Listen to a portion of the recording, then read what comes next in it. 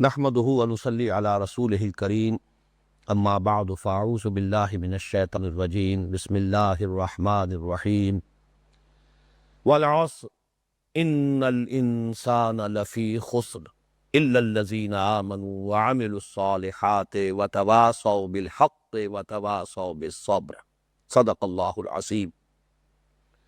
رب اشرح لی صدری ویسر لی امری واحلل عقدۃ من لسانی یفقہوا قولی۔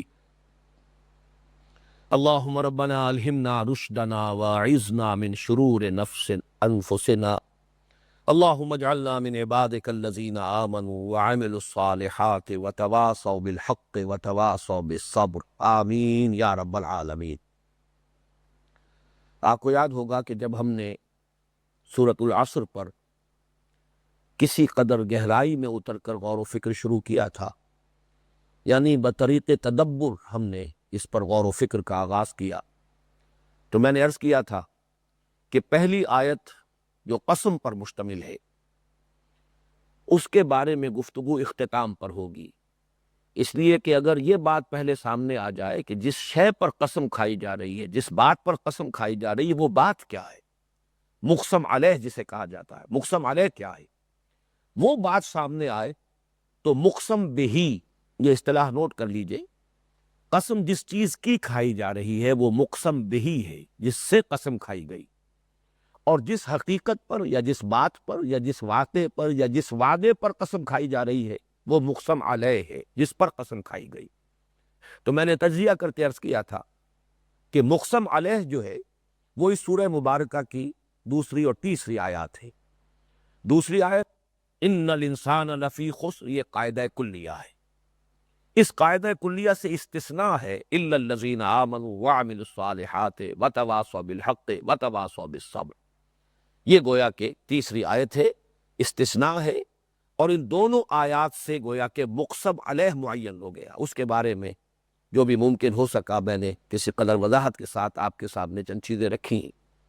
اب آئیے مقسم بہی والعصر، واو حرف جار ہے اور قسم کا فائدہ دے رہا ہے، والعصر زمانے کی قسم ہے۔ اب اس پر ذرا اگر بطریق تدبر غور کریں گے تو پہلے چند تمہیدی باتیں نوٹ کر لیں۔ قسم کا اصل فائدہ کیا ہے، یا قسم سے اصل مقصود کیا ہے؟ ویسے تو یہ کہ ہم قسم کھاتے ہیں اپنی بات میں وزن پیدا کرنے کے لیے، زور پیدا کرنے کے لیے، تاکید کرنے کے لیے۔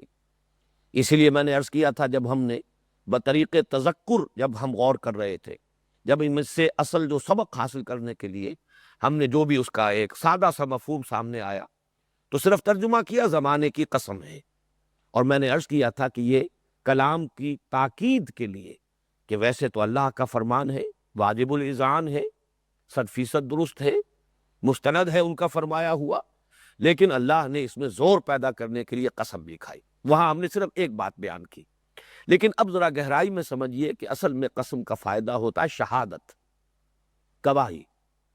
جس چیز کی قسم کھائی جاتی ہے اسے گویا کہ گواہ کے طور پر پیش کیا جاتا ہے، اس کو گواہ، اس کو حاضر ناظر جان کر میں یہ بات کہہ رہا ہوں، اللہ کی قسم ہے میں جو بات کہہ رہا ہوں صحیح ہے، یعنی اللہ کو گواہ بنا کر بتا رہا ہوں تمہیں کہ یہ بات صحیح ہے، اللہ کو حاضر و ناظر سمجھتے ہوئے بتا رہا ہوں تمہیں کہ یہ بات یوں ہے، یا میں وعدہ کر رہا ہوں تو اللہ کی قسم کھا کر وعدہ کر رہا ہوں، یعنی میرے اس وعدے پر اللہ گواہ ہے، اللہ شہید بیننا و بینکم، اللہ گواہ ہے ہمارے اور تمہارے مابین۔ تو قسم کا در حقیقت جو مفاد ہے اور جو مقصود ہے وہ ہے شہادت، گواہی۔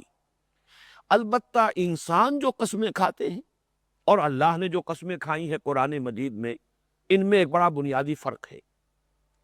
انسان جب بھی قسم کھائے گا تو کسی ایسی ہستی کی یا کسی ایسی شے کی قسم کھائے گا جس میں کوئی عظمت ہے، تبھی تو اس کے وہ زور پیدا ہوگا، اس کے تاکید کا جو مقصد ہے جو حاصل کرنا چاہتا ہے قسم کھا کر وہ کسی درجے میں اسے حاصل ہو سکے گا۔ اللہ کی قسم کھائے گا، یا جیسے ہمارے عام رواج ہے کہ قرآن مجید کی قسم انسان کھا رہا ہے تو کوئی عظمت والی شے، اس میں فی نفس ہی بذات ہی کوئی عظمت کا پہلو ہے، اسی کو گواہی میں پیش کریں گے تو ہماری اس خبریہ کلام پر یا ہمارے اس وعدے پر میں کوئی زور پیدا ہوگا کہ ہم نے اس ہستی کی شہادت پیش کرتے ہوئے یہ بات کہی۔ لیکن جب اللہ قسم کھاتا ہے تو اللہ تو خود عظیم ترین ہے، اللہ سے زیادہ عظمت اور کس کی ہوگی؟ لہذا ہماری قسموں میں شہادت کے ساتھ ساتھ مقسم بہی کی عظمت بھی ہوتی ہے۔ اللہ نے جو قسمیں کھائی ہیں قرآن مجید میں، اس میں مجرد شہادت ہے، اس میں عظمت کا کوئی پہلو نہیں، اس لیے کہ یہاں قسم کھانے والا خود عظیم ترین ہے، اس سے زیادہ عظمت والی کوئی شے ہے نہیں۔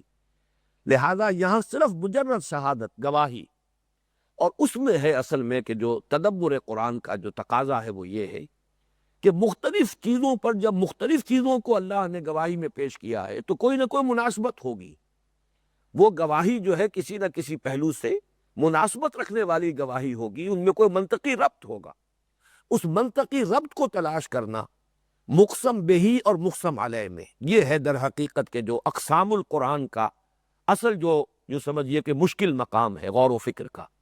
اکثر و بیشتر جگہوں پر یہ چیز بہت ہی صریح اور بہت آسانی سے سمجھ میں آ جاتی ہے، لیکن میں آج کی تاریخ میں بھی عرض کر رہا ہوں، بعض مقامات قرآن مجید کے ایسے ہیں کہ جن کے حوالے سے وہ مناسبت کے ان قسموں کا اصل مفہوم کیا ہے اور جو مقسم علیہ ہے اس کے ساتھ اس کی مناسبت کیا ہے، منطقی ربط کیا ہے، ابھی تک پورے طور پہ سمجھ میں نہیں آیا۔ خاص طور پر سورۃ الفجر کی شروع کی قسمیں، والفجر ولیال عشر والشفع والوتر واللیل اذا یسر هل فی ذلک قسم لذی حجر، بڑے ہی اہتمام کے ساتھ چیلنجنگ انداز میں اللہ فرما رہے ہیں اس میں ہے غور و فکر کرنے والوں کے لیے، ہوش اور عقل رکھنے والوں کے لیے کوئی قسم ہے، یعنی ہے، لیکن یہ کہ اس کو تلاش کرنا، یہ تدبر قرآن کا بھی ایک ایسا موضوع ہے جس میں ابھی غور و فکر کے اور گہرائیوں میں غوطہ زنی کے امکانات موجود ہیں۔ کوئی شخص دعویٰ نہیں کر سکتا، اس لیے کہ یہ اقسام القرآن کا موضوع بہت مشکل موضوع ہے۔ اس پر ایک کتاب ابن قیم نے لکھی تھی رحمہ اللہ، اور ایک کتاب پھر مولانا فراہی نے لکھی الایمان فی اقسام القرآن، جس کا اردو ترجمہ مولانا اصلاحی صاحب نے کیا اور شائع کیا۔ باقی یہ کہ یہ عام طور پر ہمارے مفسرین بھی ان پر سے سرسری طور پر گزر جاتے ہیں۔ یہاں پر اب غور کیجئے کہ زمانے کی قسم اللہ نے کھائی یا زمانے کو گواہی میں پیش کیا ہے، کس شے پر؟ کہ تمام انسان عظیم خسارے اور گھاٹے میں ہے، سوائے ان کے جو ایمان لائے اور جنہوں نے نیک عمل کیے اور جنہوں نے حق کی تبلیغ کی اور وصیت کی اور تاکید کی اور جنہوں نے صبر کی نصیحت کی اور تلقین کی۔ یہ جو مقسم علیہ ہے، اس پر جو یہ قسم ہے زمانے کی، کس پہلو سے؟ اس میں میرے غور و فکر میں جو تین چیزیں آئی ہیں وہ آپ کے سامنے پیش کر رہا ہوں، اگرچہ میں کسی دعوے کے ساتھ یہ پیش نہیں کر رہا، اس کی بھی تین سطحیں ہیں۔ یہ زمانہ جو ہے در حقیقت، زمانے کے بارے میں بعض ذرا تفصیلی گفتگو میں بعد میں کروں گا، یہ جو سیریل ٹائم ہے زمانہ، اس لیے کہ زمانے کے لفظ کے ساتھ ہمارے ہاں تین الفاظ مستعمل ہیں، زمانہ ماضی، زمانہ حال، زمانہ مستقبل۔ یہ سیریل ٹائم ہے، زمانہ جو ہے گزرتا ہے، گزر رہا ہے، چل رہا ہے، گویا کہ ایک چلنے والی شے، گزرنے والی شے، جس کو اقبال کے الفاظ میں کہیں گے می رویم و می نگریم۔ یہ ستاروں کا ایک ترانہ ہے جو اقبال نے کہا ہے، ہم چلتے ہیں اور دیکھ رہے ہیں کیا ہو رہا ہے دنیا میں، یہ سب ہم مشاہدہ کر رہے ہیں۔ تو واقعہ یہ ہے کہ تاریخ انسانی میں جو بھی حوادث و واقعات رونما ہوئے ہیں، ان کا چشم دید گواہ یہ زمانہ ہے۔ یہ زمانہ، جیسے اقبال نے کہا ہے، یہ جو صبح ہے جو کبھی فردا ہے کبھی ہے امروز، نہیں معلوم کہ ہوتی ہے کہاں سے پیدا۔ یہ سحر جو کبھی فردا ہے کبھی ہے امروز، نہیں معلوم کہ ہوتی ہے کہاں سے پیدا۔ یہ سحر جس سے لرزتا ہے شبستان وجود، ہوتی ہے بندہ مومن کی اذان سے پیدا۔ تو یہ زمانہ جو کبھی ماضی بن جاتا ہے، پہلے مستقبل تھا، یہ چل رہا ہے۔ جیسے جیسے دنیا چل رہی ہے، کائنات چل رہی ہے، یہ چاند اور ستارے چل رہے ہیں، یہ گیلیکسیز چل رہی ہیں، یہ زمانہ ان سب کو دیکھتا ہوا جاری ہے، چل رہا ہے۔ می رویم و می نگرین، اور تین اعتبارات سے گواہی اس کی ہمارے سامنے۔ ایک گواہی یہ کہ دنیا میں انہی قوموں کو عروج حاصل ہوتا ہے جن میں بنیادی انسانی اخلاقی قدریں موجود ہوں۔ جہاں بنیادی انسانی اخلاقیات بھی زوال پذیر ہو جائیں، وہ تہذیب، وہ معاشرہ پھر زوال کا شکار ہو جاتا۔ حق، صداقت، سچائی، انصاف، لوگوں کے ساتھ بھلائی، خیر، اپنے وعدے پر، زبان کے اوپر قائم ہو جانا، وعدے کا ایفا، زبان دے دی ہے اس کو اب نبھانا ہے، جان چلی جائے، لیکن یہ کہ زبان جو ہے وہ جھوٹی نہ پڑے۔ یہ بنیادی اخلاقیات ہے۔ جس قوم میں جس معاشرے میں یہ ہوں گے وہ ابھرتا ہے، جس قوم میں جس معاشرے میں یہ زوال پذیر ہو جائیں گے وہ قوم وہ معاشرہ بھی زوال پذیر ہو جائے گا۔ یہ قوموں کے عروج اور زوال کی یہ مستقل ایک داستان ہے۔ اب اس کے لیے ہمارے جو فلاسفرز ہیں ہسٹری کے، اسپینگلر کا اپنا ایک ویو ہے، وہ یہ سمجھتا ہے کہ جیسے ایک انسان ہے، پیدا ہوا، پھر جوان ہوا، پھر ادھیڑ عمر آئی، پھر بوڑھا ہوا، اسی طریقے سے ہر معاشرہ، ہر تہذیب، rise and fall of civilizations, ان کا تعلق بھی اسی طرح ہے۔ لیکن یہ ہے کہ ایک اخلاقی اصول بھی کار فرما ہے۔ قومیں وہی ابھرتی ہیں جن کے اندر بنیادی انسانی اخلاقیات کا جو ہے وہ کافی تناسب موجود ہے، اور جب وہ تناسب گرتا ہے قوم گرنی شروع ہو جاتی ہے۔ یہ زمانے کی گواہی ہے۔ اسی طرح خاص طور پر قرآن مجید میں جو قصص النبیین بیان ہوئے ہیں، جن میں سے بہترین جو ہے احسن القصص جسے کہا گیا ہے، وہ سورہ یوسف میں حضرت یوسف علیہ السلام کی سرگزشت ہے۔ پھر جو انباء الرسل بیان ہوئے، ان تمام کا چشم دید گواہ بھی یہی زمانہ تو ہے۔ یہی زمانہ ہے جس نے دیکھا ہے قوم نوح کے غرق ہونے کو، یہی زمانہ ہے جو چشمدید گواہ تھا قوم ہود کے ہلاک ہونے کا، یہی زمانہ ہے کہ جو چشمدید گواہ ہے قوم صالح کی ہلاکت کا، یہی زمانہ ہے می نگریم و می رویم، ہم چل رہے ہیں اور دیکھ رہے ہیں، چلتے جا رہے ہیں، دیکھتے جا رہے ہیں۔ یہ زمانہ ان سب کا چشمدید گواہ ہے۔ اور اس سے بھی آگے بڑھ کر یہ زمان، آپ کے معلوم ہے کہ فلسفے کے مشکل ترین یہ موضوعات میں سے حقیقت زمان، اور اس پر بڑی لمبی چوڑی بحثیں ہمارے فلاسفہ نے بھی کی ہے، حال کے فلاسفہ نے بھی کی ہے، لیکن یہ گتھی ابھی تک سمجھ نہیں آئی زمانہ ہے کیا، اور اس کی کچھ تقسیم کرنی پڑتی ہے، وہ میں بعد میں عرض کروں گا۔ لیکن ابھی زمانے کے لفظ کے حوالے سے میں بات کر رہا ہوں، عصر کا ترجمہ ابھی میں نے زمانہ کیا ہے۔ تو زمانہ اس بات کا گواہ ہے کہ وہی قومیں بامی عروج کو پہنچتی ہے جن میں بنیادی اخلاقی عنصر موجود ہے، اور جب اس کا تناسب گرتا ہے قوم یا معاشرہ یا تہذیب زوال پذیر ہو جاتی ہے۔ یہی زمانہ چشمدید گواہ ہے انباء الرسل کا، قوموں کی ہلاکت اور بربادی کا۔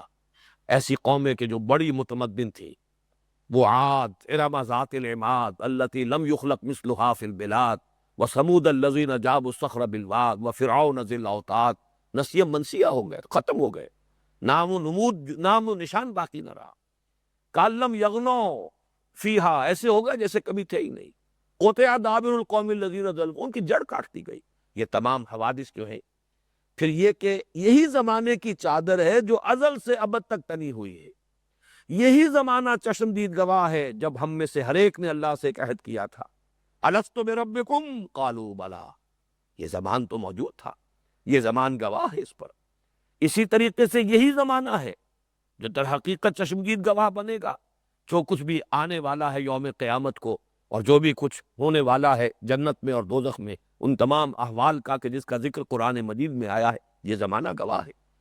اس اعتبار سے یہ زمانہ گویا کہ جیسا کہ میں نے شروع میں عرض کیا تھا کہ قرآن مجید کے تمام مضامین کا کامل انڈیکس جو ہے یہ سورۃ العصر ہے، یا ایمان کے مباحث ہے، یا اعمال صالحہ کے مباحث ہے، یا تواصی بالحق اور دعوت حق، تبلیغ دین، شہادت علی الناس، امر بالمعروف نہی عن المنکر، یعنی تواصی بالحق کے مباحث ہے، اور یا پھر جو بھی مختلف جنگوں میں مختلف مراحل پر صبر کے مواضع آئے ہیں، صبر کے مواقع آئے ہیں، والصابرین فی الباساء والضراء وحین الباس، یا ان کی داستانیں ہیں۔ چار مضامین وہ ہے، باقی یہ تمام چیزیں نکال دیجئے تو اب قرآن میں مزید کیا ہے؟ قرآن مجید میں یا قصص النبیین ہے، انباء الرسل ہے، یا جنت اور دوزخ کے حالات ہے، یا جو بھی ازل میں ہوا تھا ابتدائے آفریدش میں جب کہ ہم سے ایک عہد لیا گیا تھا، لست بربکم قالوا بلا، ان سب کو آپ والعصر کے عنوان کے تحت لے آئیے تو پورے قرآن مجید کا کامل انڈیکس یہ سورۃ العصر بن گئی۔ اس اعتبار سے یہ زمانہ گویا کہ چشمدید گواہ ہے۔ اب ذرا اس سے کچھ مزید گہرائی میں اتریے۔ عجیب بات ہے کہ زمانہ یا زمان یا ازمنہ جمع کیا جائے، یہ لفظ پورے قرآن مجید میں کہیں نہیں آیا۔ حیرت کی بات ہے، حالانکہ سلیس لفظ تو یہ ہے، سب سے زیادہ استعمال ہونے والا لفظ یہ ہے۔ قرآن مجید لاتا ہے لفظ عصر اور دہر، اور دونوں پر ایک ایک سورت، ایک کا نام سورۃ الدہر اور اس کا نام سورۃ الانسان بھی ہے۔ هل اتى على الانسان حين من الدهر لم يكن شيئا مذكورا، سورۃ الانسان یا سورۃ الدہر، اور یہ سورۃ العصر، دونوں کے اندر ایک توازن اس اعتبار سے پیدا کیا گیا، اور ان دونوں کا جو ہے اگر گہرائی میں غور کیا جائے تو عجیب حقیقت سامنے آتی ہے کہ جو بات آج سمجھی ہے سائنسدانوں نے، گویا کہ یہ چونکہ فطرت انسانی کا معاملہ ہے، اور یہ چونکہ علم وہ تھا کہ جو حضرت آدم کو دے دیا گیا ہے ابتدائے آفرینش میں، علم آدم الاسماء کلھا، گویا کہ یہ شے حقیقت کے اعتبار سے لوگوں کے علم میں تھی۔ عصر اور دہر یہ دونوں الفاظ جو ہیں اگر گہرائی میں اتر کر غور کریں گے تو یہ زمانے کا جو مرکب ہے، زمان و مکان کا، ٹائم اینڈ سپیس کمپلیکس، ان کے لیے مستعمل ہے۔ عصر کا لفظ بھی وہ ٹائم اینڈ سپیس کمپلیکس کے لیے ہے، مرکب زمان و مکان، اور دہر کا لفظ بھی مرکب زمان و مکان، ٹائم اینڈ سپیس کمپلیکس کے لیے ہے۔ لیکن فرق کیا ہے؟ اب یہاں وہ فلسفے کی بات ہے۔ فلسفے میں وقت کو تقسیم کیا جاتا ہے، ایک ہے ایبسولوٹ ٹائم یا پیور ڈیوریشن، اور ایک ہے سیریل ٹائم، گزرنے والا زمانہ، جس میں ماضی، حال، مستقبل کی تقسیم ہے۔ ایبسولوٹ ٹائم میں کوئی تقسیم نہیں، ایبسولوٹ ٹائم۔ تو دہر در حقیقت زمان و مکان کے کمپلیکس کی اس طرح کی وضاحت کر رہا ہے یہ لفظ کہ جس کے اندر اس کا پھیلاؤ، اس کی وسعت، اس کی مکانیت والا جو کمپوننٹ ہے وہ زیادہ فوکس میں ہے، اور عصر اسی زمان و مکان کے مرکب کے اس حصے کی طرف اشارہ کر رہا ہے جس میں ٹائم ایلیمنٹ، جو اس کا جو ایک کانسٹیٹوئنٹ ہے، وقت اور زمان اور اس کا گزرنا، اس کی طرف اشارہ کر رہا ہے۔ چنانچہ عصر کا لفظ ماخوذ ہے اس مادے سے جس کے جتنے بھی استعمالات آپ کو ملیں گے اس میں تیز روی، اعصار، اعصار کہتے ہیں جھکڑ، آندھی، تیز ہوا جب آئے گی اعصار ہے۔ عصر کا وقت وہ کہلاتا ہے جبکہ دن پورا کا پورا ختم ہوا، تیزی سے دن جو ہے اب ختم ہو رہا ہے، وہ عصر کا وقت ہے۔ اسی طریقے سے عصر کا لفظ آتا ہے کسی چیز کو نچوڑ لینے کے لیے، معصرات، وہ بدلیاں کہ جن میں سے پانی نچوڑ لیا جاتا ہے۔ تو یہ بھی جو کسی چیز کا کشید کر لینا، خلاصہ نکال لینا، عاصر و خمرہ، یہ جو سورہ یوسف میں آیا ہے، تو ان کو اگر آپ نوٹ کریں گے ان استعمالات کو، تو زمانے کا یہ کمپوننٹ، زمان و مکان کے مرکب کا زمان والا حصہ، اور اس میں بھی خاص طور پر سیریل ٹائم، گزرنے والا زمانہ اور تیزی سے گزرنے والا زمانہ، جھکڑ کی طرح، آندھی کی طرح آنے اور گزر جانے والا زمانہ، اس لفظ کو استعمال کیا گیا ہے، اور اس میں خاص کیفیت پیدا ہو گئی، وہ یہ تنبیہ کے انداز، جھنجھوڑنے کا انداز، جاگو ہوش میں آؤ، یہ زمانہ تمہیں کھڑا ہوا نظر آ رہا ہے، یہ زمانہ تیزی سے گزر رہا ہے، غافل تجھے گھڑیال یہ دیتا ہے منادی، گردوں نے گھڑی عمر کی ایک اور گھٹا دی۔ اور بہت ہی پیاری تعبیر ہے اس نظم میں، سام آف لائف میں، جس میں ایک سٹینزا جو ہے وہ بہت صحیح تعبیر کر رہا لفظ عصر کی۔ Art is long and time is fleeting, and our hearts, though stout and brave, still like muffled drums are beating, funeral marches to the grave. کام جو ہمیں کرنا ہے وہ بہت ہے، آرٹ کا لفظ آیا ہے، ہر شخص جو کام کرنا چاہتا ہے اس کو اس کی جگہ پر لے آئیے۔ کوئی فن ہے، اس کی آپ تحصیل کرنا چاہتے ہیں، پھر تکمیل کرنا چاہتے ہیں، پھر اس میں آپ چاہتے ہیں چمکنا چاہتے ہیں، آپ اس میں شائن کرنا چاہتے ہیں، نمایاں ہونا چاہتے ہیں، تو یہ تو بڑا لمبا کام ہے۔ چاہے وہ فن جو ہے وہ کوئی دنیاوی فن ہے، اور اسی طریقے سے دین کا کوئی کام آپ کرنا چاہتے ہیں، کوئی خدمت کرنا چاہتے ہیں، اقامت دین کی جدوجہد بہت لمبی منزل ہے جس کو آپ نے طے کرنا ہے۔ Art is long and time is fleeting, زمانہ بھاگ رہا ہے، تیزی کے ساتھ دوڑ رہا ہے۔ And our hearts though stout and brave، اور ہمارے دل اگرچہ ابھی کوئی مرض نہیں ہے، کوئی ابھی حملہ نہیں ہوا ہے، کوئی ہارٹ اٹیک نہیں ہوا ہے، صحیح ہے، تندرست ہے، لیکن یہ تندرست دل بھی اپنی ہر دھڑکن کے ساتھ گویا کہ ہمیں موت سے قریب تر کر رہا ہے۔ اور بہترین تشبیہ ہے یہ، جیسے کہ کوئی فوجی افسر ہو، کوئی جرنیل، جب اس کا جنازہ لے کر چلتے تھے تو اس کے ساتھ بیٹ آف ڈرم ہوتی تھی، وہ ڈھول بجایا جا رہا ہے، اور اس ڈرم کی ہر بیٹ کے ساتھ وہ جنازے کی جو گاڑی ہے وہ آگے بڑھ رہی ہے۔ And our hearts though stout and brave still like muffled drums are beating, funeral marches to the grave، ہم اپنے دل کی ہر دھڑکن کے ساتھ گویا کہ اپنی قبر سے نزدیک تر ہو رہے۔ بالکل وہی مفہوم ہے، غافل تجھے گھڑیال یہ دیتا ہے منادی، گردوں نے گھڑی عمر کی ایک اور گھٹا دی۔ لہٰذا جیسے کہ اس میں ہے سام آف لائف میں، let us then be up and doing، اب تاخیر نہ کرے، کمر کس لو، ہمت کرو، سفر کا آغاز کرو، یہ تاخیر و تعویق، یہ سورۃ الحدید جو ہمارا آخری درس ہوگا اس منتخب نصاب کا چھٹا حصہ جو ایک ہی سورت پر مشتمل ہے، اس میں جس طرح جھنجھوڑا گیا ہے الم یان للذین آمنوا ان تخشع قلوبهم لذکر اللہ وما نزل من الحق، کیا ابھی تک وقت نہیں آیا اہل ایمان کے لیے کہ ان کے دل جھک جائیں اللہ کی یاد میں اور جو کچھ اللہ کی طرف سے نازل ہوا ہے اس کے سامنے؟ یہ کب تک انتظار کرے گا انسان؟ کس چیز کا انتظار کر رہے ہو؟ جیسے قرآن مجید میں آتا ہے کہ کیا یہ انتظار کر رہے ہیں اس کا کہ اللہ تعالیٰ جو ہے بادلوں کی بدلیوں میں اللہ تعالیٰ ہی اپنا نزول اجلال فرمائے اور فرشتے آئیں اور میدان حشر کے عدالت لگ جائے اور حساب چکا دیا جائے؟ اس کا انتظار کر رہے ہیں؟ کس چیز کا انتظار کر رہے ہیں؟ لہذا تیزی کے ساتھ اسی کو ہمارے مفسرین نے بیان کیا ہے بڑی پیاری تمثیل سے کہ ہماری مثال برف کے تاجر کی سی ہے۔ برف کا تاجر آپ تصور کیجئے، اس کا جو اصل سرمایہ ہے وہ پگھل جانے والا ہے۔ اگر وقت گزر گیا تو نہ صرف یہ کہ کوئی نفع نہیں ہوگا، صرف نقصان بھی نہیں ہوگا، بلکہ کہیے کہ اصل زر ختم، وہ تو پانی ہو گیا، پگھل گیا۔ لہذا کسی اور شے کا تاجر جو ہے اسے اتنی جلدی نہیں ہوگی۔ سبزیاں ہیں، آج اگر پوری نہ بکی، چلیے کل صبح تھوڑی سی کم قیمت پر باسی سبزی ہوگی، بک جائے گی۔ باقی اور کسی کی دکان جو ہے، منیاری کی دکان ہے، سارا سامان جو کا تو رکھا ہوا ہے، کل کے دن شاید قیمت کا اضافہ ہی ہو جائے گا، کوئی گھٹے کا کوئی سوال نہیں۔ لیکن یہ ہے کہ برف کا تاجر وہ تو اگر ایک وقت معین کے اندر اندر اس نے اس برف کو بیچ کر پیسے کھڑے نہ کر لیے تو نفع نقصان کیا سوال، یہاں تو پورا کا پورا اصل زر جو ہے، پورا سرمایہ ختم ہو جائے گا۔ تو انسان کا اصل سرمایہ یہ وقت ہے، اور یہ وقت تیزی سے گزر رہا ہے۔ تو ایک طرف اس میں شہادت کا پہلو آیا، اگر عصر کو آپ عام زمانے کے حوالے سے لیں تو 3 گواہیاں یہ زمانہ دے رہا ہے۔ تمام واقعات کا چشمدید گواہ یہ ہے، قوموں کے عروج و زوال کا چشمدید گواہ یہ ہے، جو کچھ کہ ان رسولوں کی قوموں کا جو حشر ہوا ہے، جن کی طرف رسول بھیجے گئے اور انہوں نے ان کی دعوت کو قبول کرنے سے انکار کیا، اس کا چشمدید گواہ یہ زمانہ ہے۔ یہ زمانہ گواہی دے رہا ہے وَالْعَصْرِ إِنَّ الْإِنسَانَ لَفِي خُسْرٍ إِلَّا الَّذِينَ آمَنُوا وَعَمِلُوا الصَّالِحَاتِ وَتَوَاصَوْا بِالْحَقِّ وَتَوَاصَوْا بِالصَّبْرِ۔ اور وَالْعَصْرِ، تیزی سے گزرنے والا زمانہ، ٹائم از فلیٹنگ، یہ بھاگنے والا زمانہ، یہ گواہ ہے، یہ منادی دے رہا ہے۔ غافل تجھے گھڑیال یہ دیتا ہے منادی، گردوں نے گھڑی عمر کی کور کٹا دی، لہٰذا جلدی کرو۔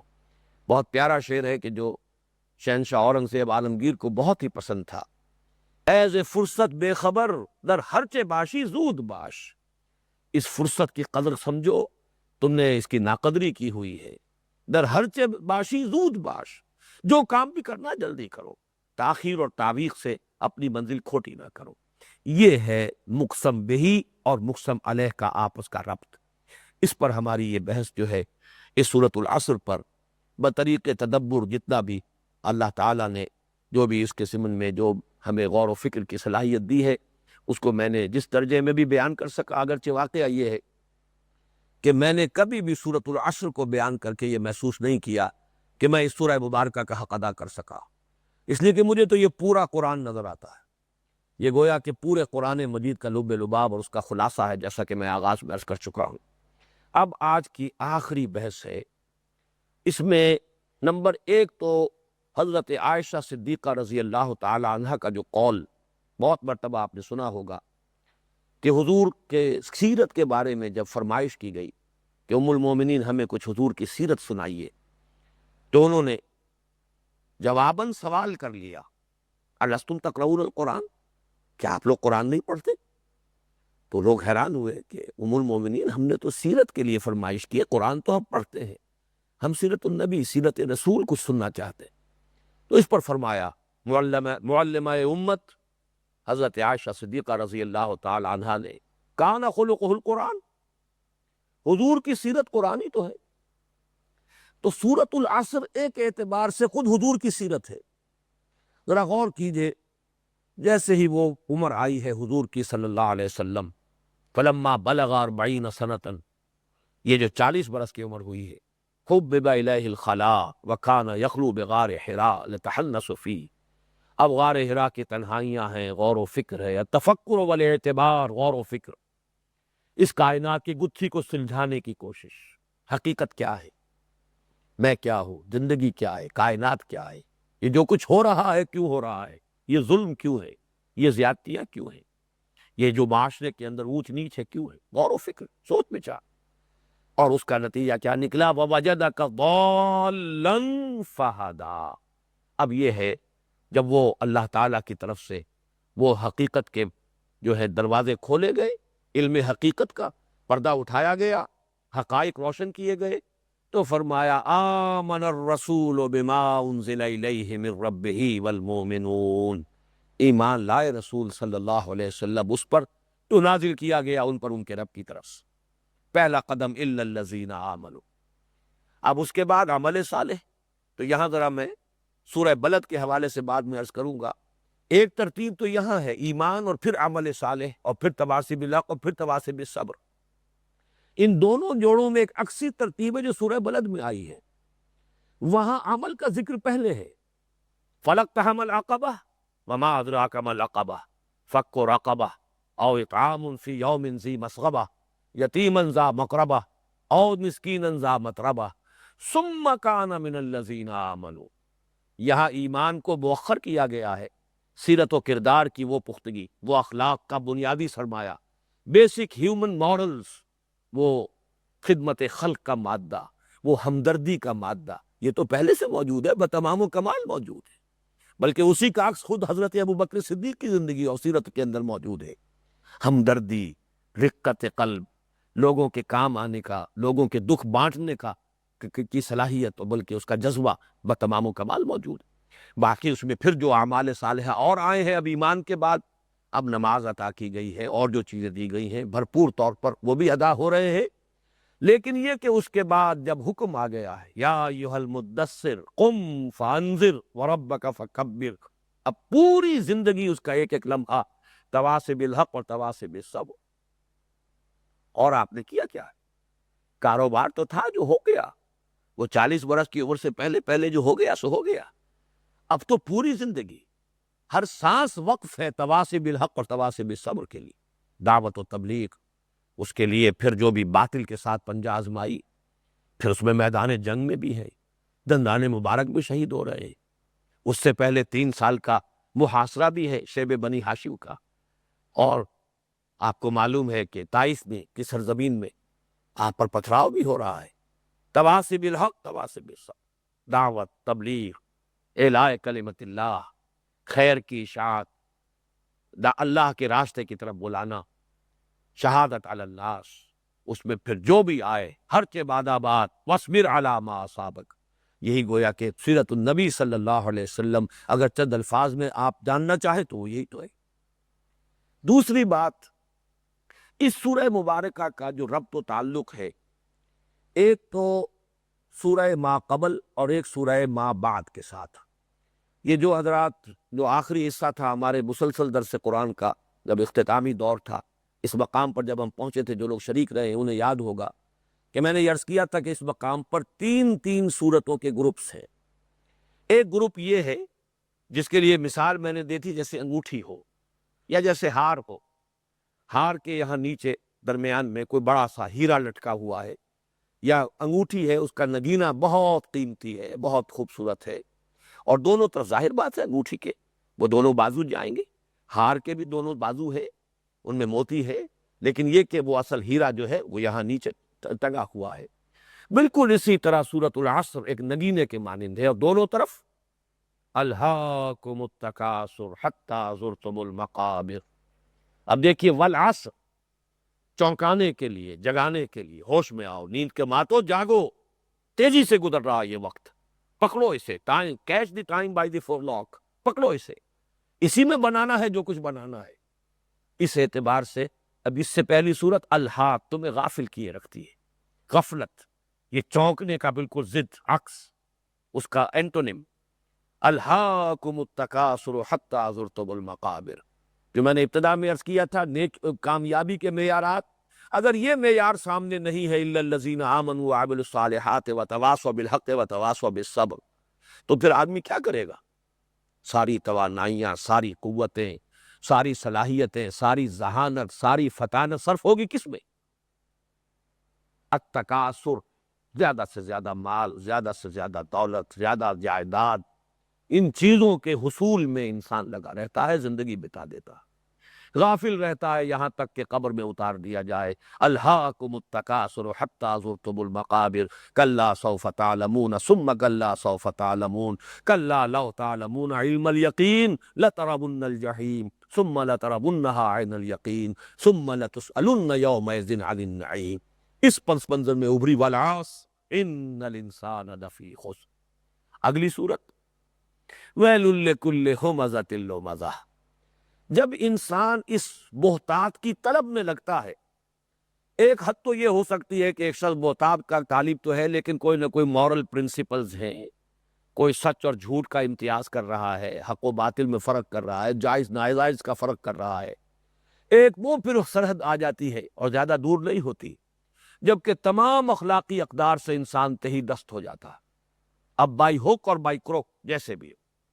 اخلاق کی بلندی سرے سے ختم، کوئی تصور نیکی کا ہے ہی نہیں، پستی کی طرف انسان اس طرح گزرتا ہے کہ اس کی پستی کی علامت ویل لکل ہمزۃ لمزہ الذی جمع مالا وعددہ یحسب ان مالہ اخلدہ۔ یہ نقشہ ہے در حقیقت اس اخلاقی پستی کا کہ اگر انسان اس راستے پر نہیں چل رہا ہے الا الذین آمنوا وعملوا الصالحات وتواصوا بالحق وتواصوا بالصبر، تو غفلت کا اس کے اوپر غلبہ ہوگا، تکاثر ہی اس کی زندگی کے اندر ساری اس کی بھاگ دوڑ کا اصل ہدف بن جائے گا، اور اس کی اخلاق کی پستی کا یہ عالم ہوگا ویل لکل ہمزۃ لمزہ الذی جمع مالا وعددہ یحسب ان مالہ اخلدہ۔ اور یہاں اس کو ملتقی انتہا تک پہنچا دیا گیا، اس کا انجام کیا ہوگا؟ بلکہ حطمہ آئے گی، کلا لینبذن فی الحطمہ وما ادراک ما الحطمہ نار اللہ الموقدہ التی تطلع علی الافئدہ انہا علیہم موصدہ فی عمد ممددہ۔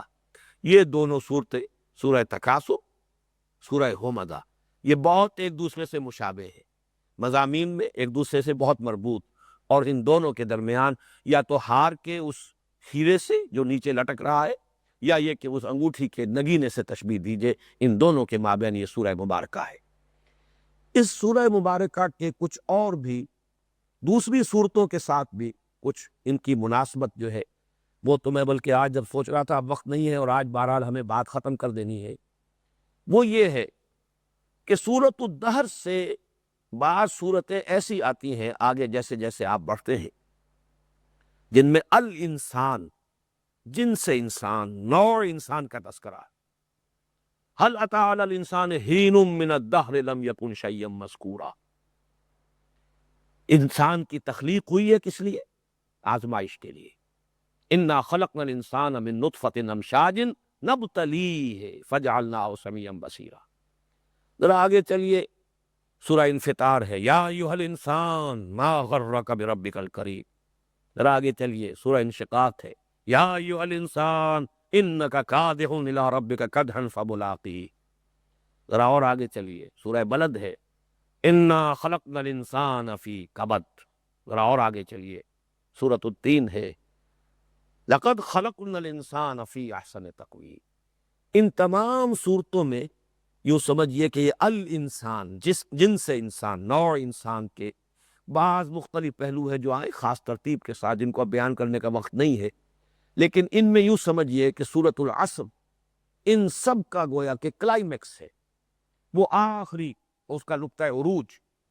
قریب ترین اس سے ہے سورۃ التین۔ ان دونوں صورتوں کا تقابل بہت ضروری ہے، اس کو ذہن میں رکھیے۔ دونوں کا مضمون ایک ہے، لیکن ایک میں انذار کا انداز ہے، ایک میں تبشیر کا انداز ہے، ایک میں ترہیب کا انداز ہے، ایک میں ترغیب کا انداز ہے، مضمون ایک ہی۔ والعصر ان الانسان لفی خسر الا الذین آمنوا وعملوا الصالحات وتواصوا بالحق وتواصوا یہ انذار کا انداز۔ اور لقد خلقنا الانسان فی احسن تقویم، یہ انسان کی دلجوئی، حوصلہ افزائی، تبشیر، ابشروا، بشارت حاصل کرو، تمہیں ہم نے بڑی اعلیٰ تخلیق پر پیدا کیا۔ ہاں یہ بھی صحیح ہے کہ پھر انسان پستی میں گر جاتا ہے، لیکن ہمت کرے، ثم رددناہ اسفل سافلین کے بعد الا الذین آمنوا وعملوا الصالحات فلہم اجر غیر ممنون۔ تو یہ ہے گویا کہ تبشیر کا انداز۔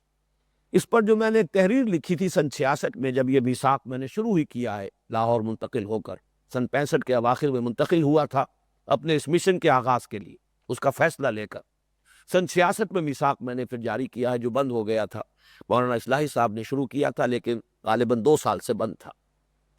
اس زمانے میں نے سورۃ العصر ہی پر ایک تحریر لکھی تھی، اس میں اس نقطے کو واضح کیا ہے کہ ان دونوں صورتوں کے درمیان حضرت نوح علیہ السلام نے ایک بڑی پیاری بات کہی ہے، ان کے مواعظ میں ہے، 2 راستے یا 2 دروازوں کا تصور پیش کیا ہے۔ اس دروازے سے داخل نہ ہو جو بہت کشادہ ہے، اور جس سے داخل ہونے والے بھی بہت ہیں، اس لیے کہ میں تمہیں بتاتا ہوں کہ وہ بالآخر تنگی کو لے جانے والا ہے۔ تم اس دروازے سے داخل ہو جو چھوٹا ہے، تنگ ہے، جس میں داخل ہونے والے بھی کم ہیں، لیکن یہ کہ بالآخر وہ کشادگی تک پہنچا دے گا۔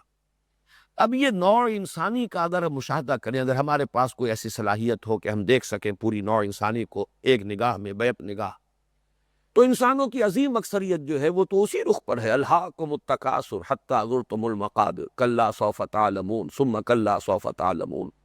حقیر سی خواہشات ہیں، دنیا ہی دنیا کے مطلوب ہے، پھر اس دنیا کی طلب میں تکاثر اور بہتات کے حصول کے لیے کوئی اسکروپلز نہیں، کوئی قوانین نہیں، کوئی اخلاقی ضوابط نہیں، مائٹ از رائٹ، جہاں داؤ لگ جائے لگا لو، جہاں ہاتھ پڑ جائے ڈال لو، یہ سارا قاعدہ، یہ ہے وہ راستہ جس پر چلنے والے بہت ہیں، لیکن یہ راستہ بالآخر تنگی کو لے جائے گا۔ فَسَنُيَسِّرُهُ لِلْعُسْرَىٰ، یہ راستہ وہ ہے جو تنگی کو لے جائے گا، اس راستے سے داخل نہ ہو۔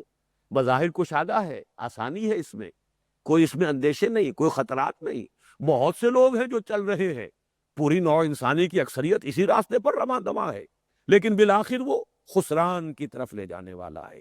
وَالْعَصْرِ إِنَّ الْإِنسَانَ لَفِي خُسْرٍ، یوں سمجھیے سورۃ العصر کا ارتکاز جو ہے اس کی روشنی کا، جیسے ٹارچ ہو اور آپ ان دونوں کو علیحدہ علیحدہ سے نمایاں کرنا چاہیں، تو سورۃ العصر کی ٹارچ جو ہے وہ مرکوز ہے ان لوگوں پر، عظیم اکثریت جو تباہی اور بربادی کی طرف بغتٹ دوڑ رہی ہے، لیکن ایک راستہ چھوٹا بھی ہے، انہی میں کچھ لوگ ہیں گلے سرسبد نسل انسانی کے، نوع انسانی کے، ان کے لیے گواہی میں بھی پیش کیے گئے تو چند افراد، دیکھو ہمارے بندے نوح کو جو کبھی جبل تین پر دعوت و تبلیغ کا فریضہ سر انجام دے رہا تھا، کبھی تصور کرو ہمارے بندے عیسیٰ کا جو جبل زیتون پر اپنے واس کہہ رہا تھا، تصور کرو ہمارے اس بندے موسیٰ کا جو سینا پر وہ طور سینین پر جو کبھی ہم سے ہم کلام تھا، اور ہمارے اس بندے کو دیکھو محمد کو صلی اللہ علیہ وسلم جو حاذا البلد الامین کے اندر تکلیفیں جھیل رہا ہے، سختیاں برداشت کر رہا ہے تواصی بالحق کے لیے، یہ گواہ ہے اس پر انا خلقنا الانسان فی احسن تقویم۔ یہ ہے گویا کہ ارتکاز، وہ چند لوگ جو معدود چند ہیں اس راستے سے جو تنگ ہے، جس میں داخل ہونے والے بہت کم ہیں، لیکن بالآخر یہ راستہ ہے جو فلاح کو لے جائے گا۔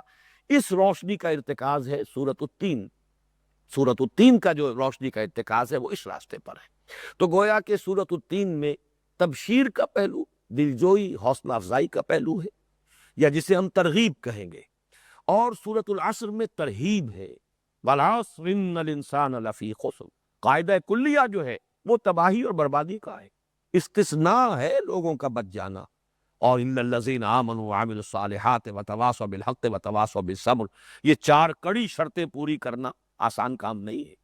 گویا کہ کامیابی استثنائی شے ہے، ناکامی در حقیقت ہے یہ جو قاعدہ کلیہ ہے۔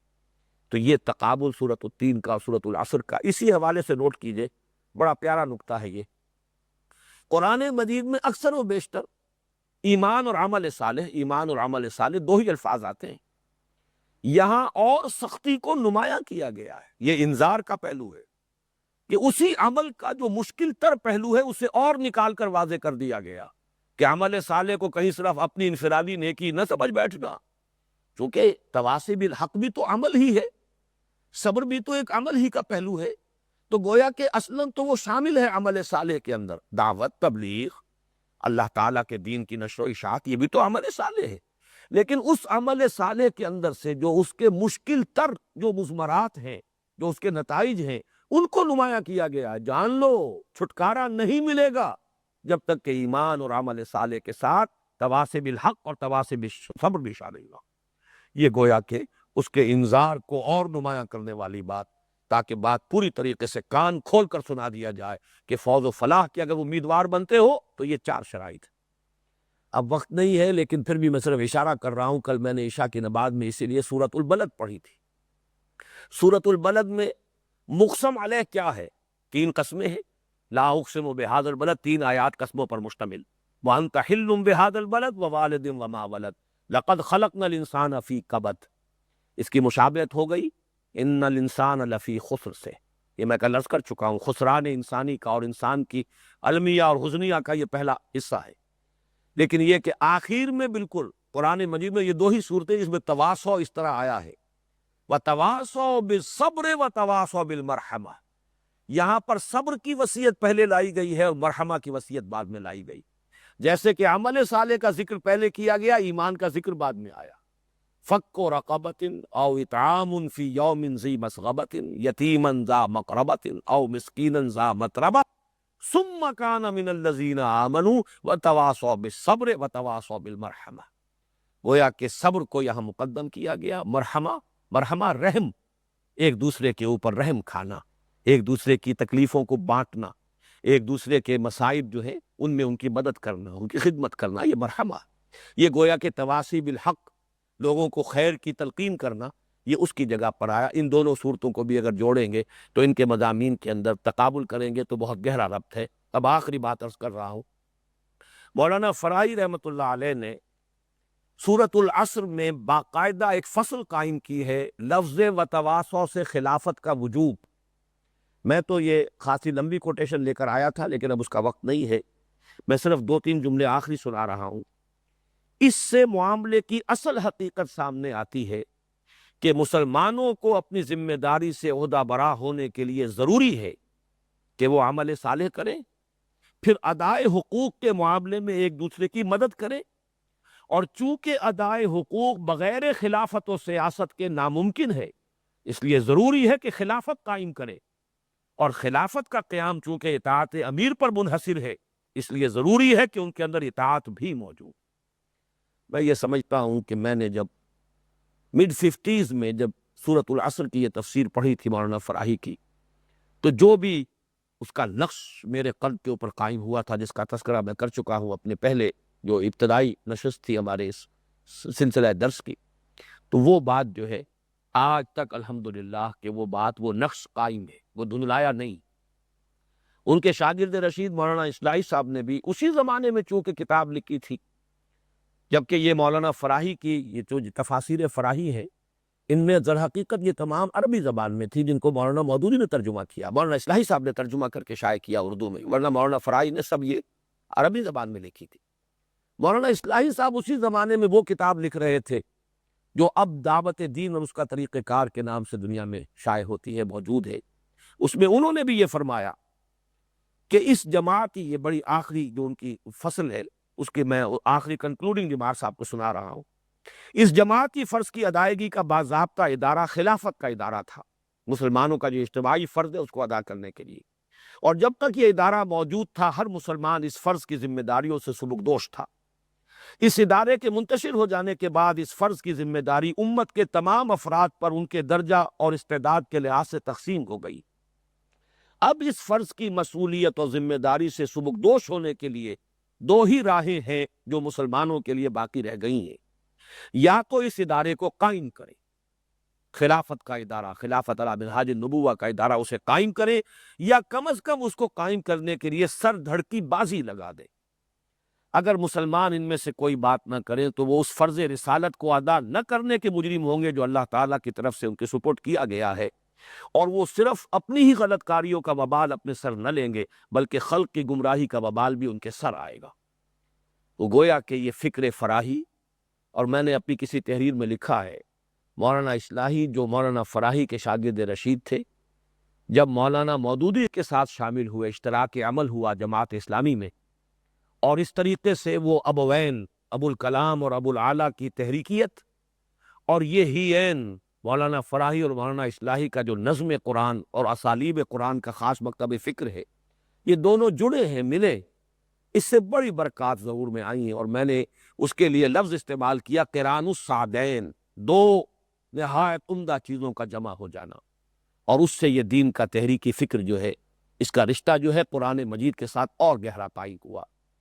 الحمدللہ کہ وہ فکر جو ان دونوں صوتوں کے جمع ہونے سے وجود میں آیا تھا، اس کی صحت پر، اس کی حقانیت پر مجھے آج بھی پورا انشراح صدر حاصل ہے۔ اور اس پورے درس قرآن میں اس منتخب نصاب کا جو ہمارا سلسلہ ہے، اس میں در حقیقت یہی فکر ہے جس کے گوشے مختلف سطحوں پر اور مختلف درجے اور مدارج اور مراحل میں آپ کے سامنے آئیں گے۔